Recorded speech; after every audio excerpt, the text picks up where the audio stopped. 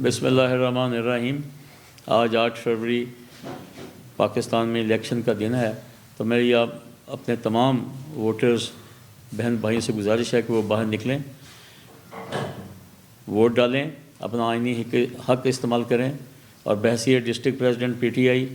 जो हमारे कैंडिडेट जहाँ जहाँ हैं, जो उनका निशान है, जैसे साहिवाल में प्याला है, दूसरे हल्कों में मुख्तलिफ हैं, उन पर वोट डालें और वहाँ पर जाकर अपना वोट डालने के बाद मैं अपने एजेंट्स को ये पैगाम दूंगा कि आप फॉर्म 45 लेकर उठें, पुरअमन रहें और किसी किस्म का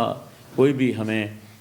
उसमें हमें वायलेंस की ज़रूरत नहीं है। हमने अपना आईनी हक इस्तेमाल करना है और हमने अपना हक लेना है।